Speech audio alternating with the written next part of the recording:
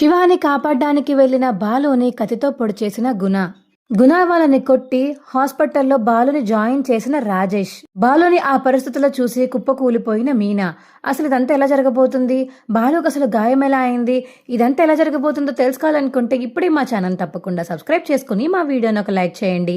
పక్కనే ఉన్న గంట సింబల్ మీద క్లిక్ చేసి నోటిఫికేషన్స్ ఆల్లో పెట్టుకోండి. అప్పుడే మేము చేసే వీడియోలు మీకు రోజు వస్తుంటాయి. అలాగే మా వీడియోని షేర్ చేయడం మాత్రం మర్చిపోకండి. ఇక అరుణ్ అయితే వేరే పోలీస్కి ఫోన్ చేయడం వల్ల ఇక శివ ఫోన్ నెంబర్ ద్వారా శివ ఎక్కడున్నాడో తెలుసుకుంటాడు అరుణ్. చాలా థ్యాంక్స్ రా అరుణ్. ఇంకా ఫోన్ కట్ చేసి సుమతికి ఫోన్ చేసి, హలో సుమతి, మీ తమ్ముడు ఎక్కడున్నాడో మాకు తెలిసింది, అడ్రస్ చెప్తాను రాసుకోండి అని ఇక అరుణ్ చెప్పడంతో అడ్రస్ అయితే రాసుకుంటుంది Sumathi. Thank you so much అండి, మీ సాయం నేను ఎప్పటికీ మర్చిపోలేను అని సుమతి అంటుంటే, అయ్యో ఇది సాయం అంటారేంటి, ఇంకా మీ తమ్ముడు మీకు దొరకలేదు కదా, నేను వెళ్తాను ఇప్పుడు మీ తమ్ముడి దగ్గరికి, అడ్రస్ తెలుసుకున్నాను కదా నేను వెళ్తాను అని అరుణ్ అంటుంటే, అబ్బే వద్దండి, మీరు నన్ను తప్పుగా అనుకోకండి, మళ్ళీ మీరు అక్కడికి వెళ్ళాక మళ్ళీ మా బావ వాళ్ళు కూడా అక్కడికే వస్తే ఇబ్బంది అవుతుంది, మళ్ళీ ఇవన్నీ మీకు నేను చెప్పలేను, వాళ్ళకి ఎక్స్ప్లెయిన్ చేయలేను, ప్రస్తుతానికి మీరు మాత్రం ఇన్వాల్వ్ అవ్వకండి, నేను మా బావకి చెప్తాను, మా బావ వెళ్ళి తీసుకొస్తాడు కాపాడి, మీరు ఒకవేళ నాకు అవసరమైతే ఖచ్చితంగా మీకు ఫోన్ చేసి మిమ్మల్ని హెల్ప్ అడుగుతాను అని సుమతి చెప్పడంతో, సరే సుమతి ఖచ్చితంగా ఏమన్నా ఎమర్జెన్సీ ఉంటే మాత్రం కంపల్సరీగా కాల్ చేయి, వస్తాను, మీ తమ్ముడికి సాయం చేస్తాను సరేనా అనిక అరుణ్ అంటాడు. థ్యాంక్ యూ సో మచ్ అండి, సరే నేను మా బావకి చెప్పాలి, ఉంటాను అనిక ఫోన్ కట్ చేస్తుంది సుమతి. హలో బావా, చెప్పు సుమతి. బావా శివ ఎక్కడున్నాడో అడ్రస్ తెలిసింది. అవునా, ఎక్కడున్నాడంట, ఇదిగో ఇది అడ్రస్ అని చెప్పేసి ఇక సుమతి అడ్రస్ చెప్పడంతో ఈ అడ్రస్ ఎక్కడో విన్నట్టుందేంటి అని బాలుకి అయితే డౌట్ వస్తుంది. సరే సుమతి, అడ్రస్ ఇదే కదా, కన్ఫామేనా? కన్ఫామే, నాకు హాస్పిటల్లో తెలిసిన వాళ్ళు ఉంటే వాళ్ళ చేత కనుక్కునేలా చేశాను, వాడు ఫోన్ నెంబర్ ఇచ్చి వాడు ఎక్కడున్నాడో చూడమని చెప్పాను, చూసి చెప్పారు బావా, మీరు త్వరగా వెళ్ళండి అని సుమతి చెప్పడంతో, సరే సుమతి మేము వెళ్తాను అని ఫోన్ కట్ చేస్తాడు బాలు. రే పదరా, ఈ అడ్రస్కి వెళ్ళాలి, ఇదిగో ఈ అడ్రస్కి తీసుకువెళ్ళు అని ఇక బాలు చెప్పడంతో సరేరా అని ఇక రాజేష్ అయితే బైక్ మీద నడుపుతుంటే బాలు మాత్రం ఎటు వెళ్ళాలో రూట్స్ అయితే చూస్తూ ఉంటాడు. ఇంకో పక్క శివాకైతే స్పృహ వస్తుంది. రే గుణ, ఎందుకురా నన్ను కిడ్నాప్ చేశావు, అసలు నువ్వు మనిషివేనా, మాటి మాటికి ఎందుకు నా జోలికి వస్తున్నావు, మా బావకు కానీ తెలిసిందంటే నీ రక్తం మొత్తం తాగుతాడు చెప్తున్నాను అని శివ అంటుంటే, అబ్బా మీ బావ ఏమన్నా దెయ్యమా లేకపోతే వ్యాంపైర్ ఏంట్రా, నా రక్తం తాగడానికి మీ బావకు అంత సీన్ లేదు, నువ్వు ఇక్కడ ఉన్నావని తెలుసుకోవడానికి మీ బావకి చాలా టైం పడుతుంది, ఈ లోపల నీ ఎగ్జామ్ టైం అవుతుంది, నువ్వు ఎగ్జామ్ కూడా రాయాల్సిన అవసరమే ఉండదు, ఈ సంవత్సరం మొత్తం వృధా అయిపోయింది అనుకో, అప్పుడు ఏం చేస్తావు, ఆర్డర్ చేయలేక ఇటు చేయలేక డబ్బుల కోసం నా దగ్గరే ఉంటావు, నువ్వు నీ పేరు మొత్తం స్పాయిల్ చేస్తాను, అప్పుడు కానీ నువ్వు ఇంకా మళ్ళీ ఎగ్జామ్ రాయడానికి ఉండదు కదా అని గుణ అంటుంటే, ఏంట్రా పిచ్చి పిచ్చిగా ఉందా, నేనే దొరికానా నీకు, ఇంకెవరు దొరకలేదా నీకు, వెళ్ళి వాళ్ళతో మాట్లాడుకుని, బోల్డ్ మంది అబ్బాయిలు ఉన్నారు, బోల్డ్ మంది చదువుకున్న వాళ్ళు ఖాళీగా ఉన్నారు, నువ్వు వాళ్ళ దగ్గరికి వెళ్ళి వాళ్ళని నీ దగ్గర అకౌంటెంట్గా పని చేయమని చెప్పు, అంతేగాని ఇంకోసారి నాకు చెప్పావంటే మాత్రం నీకు మర్యాద దక్కదు అని చెప్పేసి ఇక శివ అంటుంటే, అదేంట్రా శివ అలా మాట్లాడతావు, నీకైతే మా వ్యాపారాలు ఎక్కడెక్కడ ఏమున్నాయో ఏం చేసామో అవన్నీ నీకు తెలుసు, కానీ ఇప్పుడు కొత్తగా వచ్చేవాడికి అవన్నీ ఎక్స్ప్లెయిన్ చేసే ఓపిక నాకు లేదు, కాబట్టి నువ్వు మా దగ్గర పని చేయాల్సిందే, ఈ ఇయర్ ఒకవేళ నువ్వు మిస్ అయిపోతే వచ్చే ఇయర్ రాసుకుందాంలే అని ధీమా పడుతుండొచ్చు, కానీ అసలు సమస్య లేదు, వచ్చే సంవత్సరం కూడా నువ్వు ఎగ్జామ్ రాయడానికి ఒప్పుకోను, కరెక్ట్గా ఇలా ఎగ్జామ్ టైంకి నిన్ను కిడ్నాప్ చేయడమో ఏదో ఒకటి చేయడమో చేస్తాము, అంతకీ కాకపోతే నేనేం మొత్తం బ్యాక్ చేసేసి కాలేజ్లో ఇక అడ్మిషన్ దొరకకుండా చేయగలను రా నేను అని గుణ అంటుంటే, రే గుణ ఎందుకు రేళ్ళ పగబట్టావు నా మీద, అసలు నేనే తప్పు చేశాను రా, నీ దగ్గర పని చేయడమేనా నేను చేసిన తప్పు, నీ దగ్గర విశ్వాసంగా ఉన్నాను అదే నేను చేసిన తప్పు అని ఇక శివ అడుగుతుంటే, అవన్నీ ముందురా మీ బావ వచ్చి నీ మైండ్ మొత్తం మార్చేశాడు, మీ అక్క తలకి దెబ్బ తగిలించుకొని చేసి నిన్ను మొత్తం మార్చేసి నా దగ్గర నుంచి నేను లాక్కుని తీసుకువెళ్ళిపోయారు, ఇప్పుడు నా దగ్గరికి రావాలంటే అవ్వట్లేదు కదా, అందుకని ఇప్పుడు నీ లైఫ్ నేను స్పాయిల్ చేస్తాయి, ఆఖరికి నువ్వు నా దగ్గరికే వస్తావు కదా అని గుణ చెప్పడంతో, అబ్బా గుణ ప్లీజ్ గుణ, నీకు దండం పెడతాను గుణ, నన్ను వదిలే గుణ ప్లీజ్ అని శివ బతిమలాడుతుంటే, అదేంట్రా ఇప్పుడే కదా మీ బావ వస్తే రక్తం తాగుతాడు అది ఇది అన్నావు, ఇప్పుడేంటి ప్లీజ్ అని అడుగుతున్నావు, ఓహో భయం వేసిందా, మీ బావ నిన్ను కాపాడలేడని ఇప్పుడు జ్ఞానోదయం కలిగిందా నీకు, మా బావ కాపాడతాడా కాపాడ్డా అన్నది నీకు అనవసరం, నా లైఫ్ని స్పాయిల్ చేస్తానంటున్నావు కాబట్టి వదలమని బ్రతిమాలుతున్నాను, నా లైఫ్ని ఎందుకు స్పాయిల్ చేద్దాం అనుకుంటున్నావు, నువ్వు ఒకవేళ నా లైఫ్ని స్పాయిల్ చేసినా నేను మాత్రం చచ్చిన దగ్గర పని చేయను, ఎక్కడో చోట ఏదో ఒక పని చేసుకుంటాను, లేకపోతే మా బావలాగే ట్యాక్సీ డ్రైవ్ నడుపుకుంటాను, అంతేగాని నీ దగ్గరికి మాత్రం నేను పనిచేయడానికి రాను అని ఇక శివ చెప్తుంటే, అదేరా ఇప్పుడు నీ పేరు బాగానే ఉంది కాబట్టి, నీ పేరు ఏ పోలీస్ స్టేషన్లోనూ ఎక్కడ లేదు కాబట్టి బతికిపోతున్నావు. ఇప్పుడు ఖచ్చితంగా నీ పని అయిపోతుందిలే అని ఇక గుణ అంటుంటే, ఏంటి ఏం చేస్తావు? ఏం చేస్తానా రే అని ఇక గుణ పిలవడంతో వాళ్ళ మనిషి అయితే ఒక అబ్బాయి ఇక ఇంజెక్షన్ చేయడానికైతే ముందుకొస్తాడు. అది చూసి ఏంటా ఇంజెక్షన్ అని శివ అడగడంతో, అదా నీకు డ్రగ్స్ అనమాట.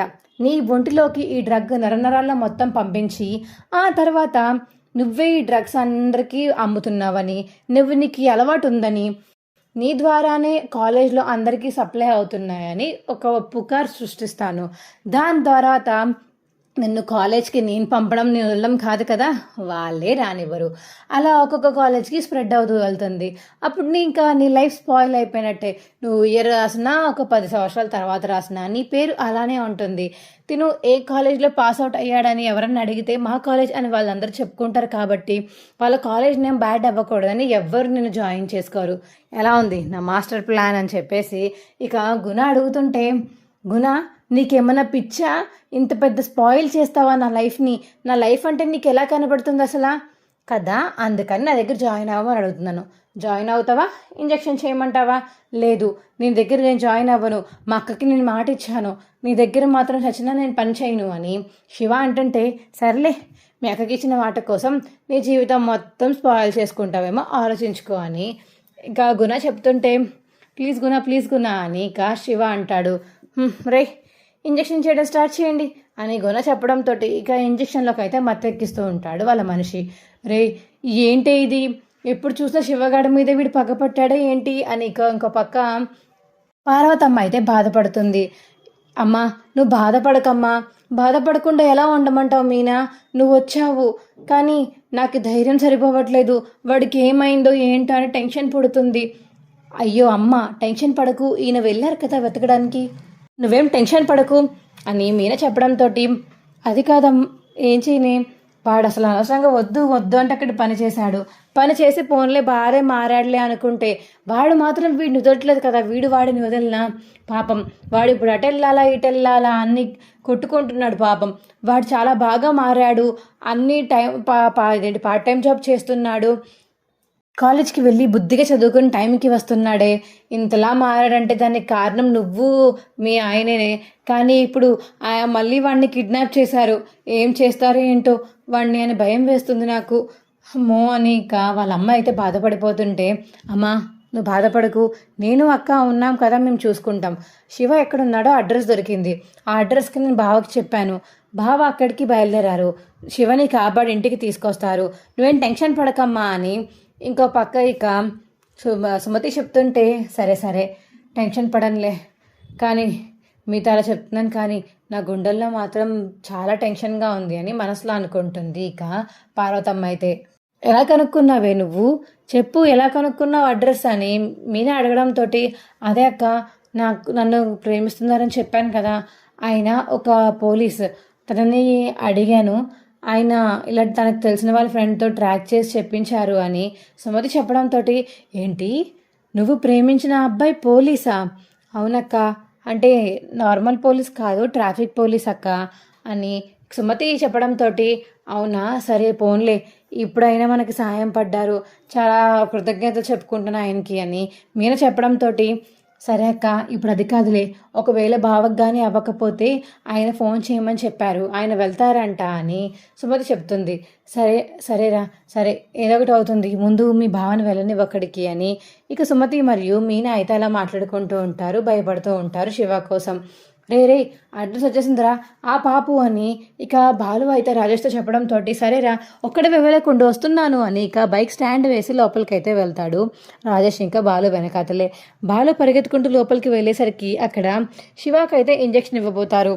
అది చూసిన బాలుకి ఇంకా ఒళ్ళు మండిపోయి కోపంతో అక్కడ ఇంజెక్షన్ ఇచ్చేవాడిని ఒక తంతాడు. వాడు ఎగిరి చాలా దూరంగా పడతాడు. రే ఏంట్రా చేసిన పని, వాడు పాపం చదువుకుంటున్నాడని కొంచెం కూడా జ్ఞానం లేదా మీకు? పాపం వాడు ఎలా పడితే అలా చేసి పారేశారు వాడిని. అసలు మీకు ఏ మూలైనా పాపం అనిపించట్లేదా? వాడు అసలు ఇంత రౌడీల్లో ఎలా తయారయ్యారా మీరు? మీ తమ్ముడో లేకపోతే మీ బిడ్డో ఎవరన్నా ఇలా దొంగతనం చేసి ఇలా చేస్తూ ఉంటే వాళ్ళు ఎంత పెయిన్ అనుభవిస్తారో మీకు ఇప్పటికైనా అర్థమవుతుందా? ఎందుకు ఇలా తయారయ్యారు అసలు మీరు అని ఇక బాలు అయితే తిడుతుంటే, రే వచ్చావా మధ్యలోకి, ఇవాళ నువ్వైనా వెళ్ళాలి బయటికి, నేనైనా వెళ్ళాలి. వాడి పరువు మాత్రం మొత్తం తీసే పంపుతాను బయటికి. వాడు అసలు ఇక్కడ ఉండాల్సిన అవసరం కూడా లేదు.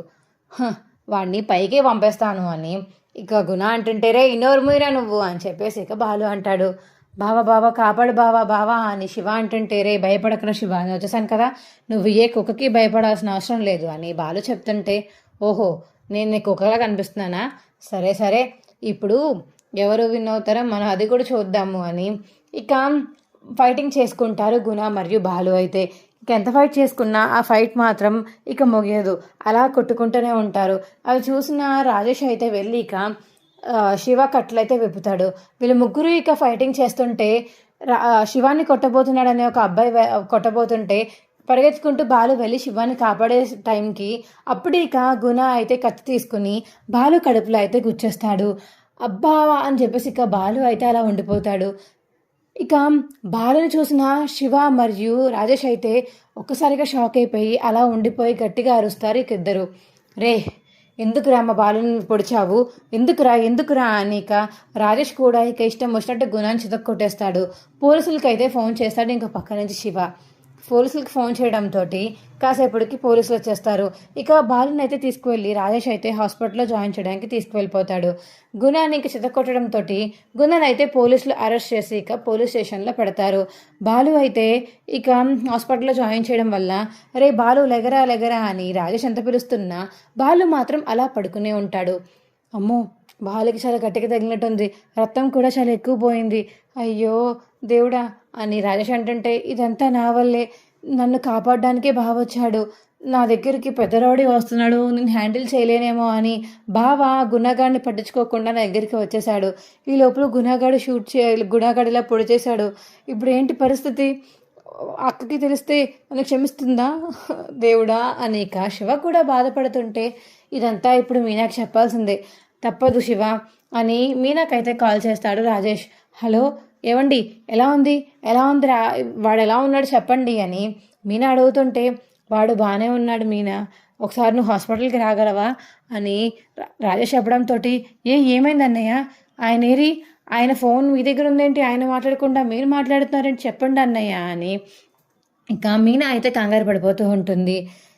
ఏం లేదమ్మా మీనా కంగారు పడకు, వాడికి చిన్న హ్యాండ్కి దెబ్బ తగిలింది, కొంచెం నువ్వు వస్తావని వాడి దగ్గర తోడుగా ఉంటావని రమ్మన్నాను, మా ఇద్దరికి కూడా దెబ్బలు తగిలాయి, వాడికి తోడుగా ఉండాలంటే కొంచెం ఆరోగ్యంగా ఉన్న మనిషి కావాలి కాబట్టి నేను రమ్మని పిలుస్తున్నాను, రామ్మ అని రాజేష్ చెప్పడంతో ఏ హాస్పిటల్ అని చెప్పండి వచ్చేస్తాను అని ఇక ఫోన్ కట్ చేస్తుంది మీనా. అయితే సరే నేను హాస్పిటల్కి వెళ్తున్నాను, మీరు జాగ్రత్తగా ఉండండి.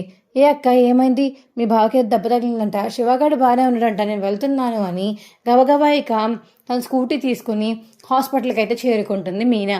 అక్కడికి వెళ్ళాక ఏరన్నయ్య చిన్న దెబ్బ అన్నో ఎక్కడికట్లా వేయించుకున్నారు చెప్పన్నయ్య అని మీనా అడుగుతుంటే ఇక రాజేష్ మరియు శివ ఏమి చెప్పకపోవడంతో ఇద్దరి మొహాలు చూసి ఇక మీనాకి డౌట్ వస్తుంది, ఏదో అయింది, ఆయన చెప్పారా అని గట్టిగా అరుస్తుంది ఇక మీనా.